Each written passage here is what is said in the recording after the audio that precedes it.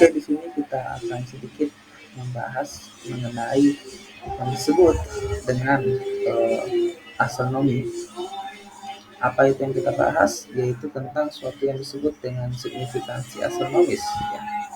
Jadi signifikansi astronomis itu ada beberapa hal. Contohnya yang pertama itu adalah gugus bintang.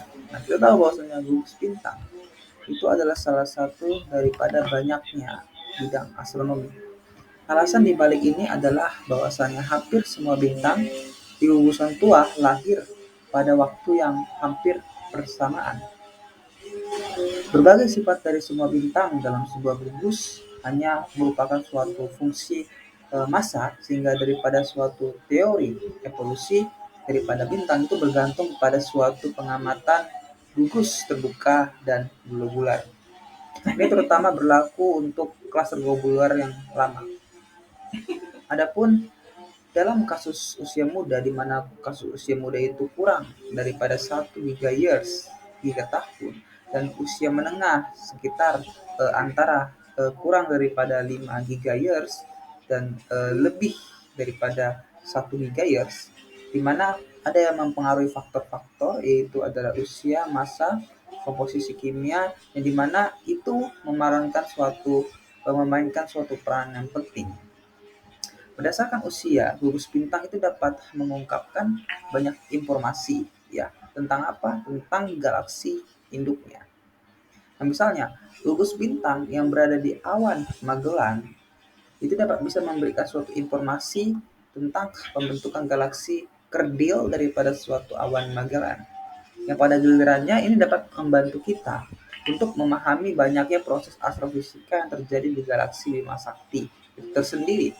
Jadi gugus-gugus ini yang dimana terutama masih muda ini dapat bisa menjalankan proses pembentukan bintang yang mungkin terjadi pada suatu galaksi Bima Sakti kita. Gugus juga merupakan suatu langkah penting dalam menentukan skala jagat raya. Beberapa klaster terdekat cukup dekat untuk diukur jaraknya menggunakan yang disebut dengan pengukuran paralaks.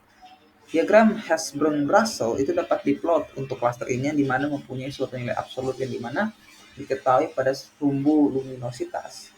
Kemudian ketika diagram serupa diplot untuk sebuah klaster yang jaraknya tidak diketahui, posisi deret yang ini dapat dibandingkan dengan klaster uh, pertama dan jarak yang diperkirakan. Proses ini terkenal sebagai pemasangan urutan utama. Jadi kemerahan dan populasi bintang ini harus dipindahkan dan diperhitungkan saat kita menggunakan metode ini.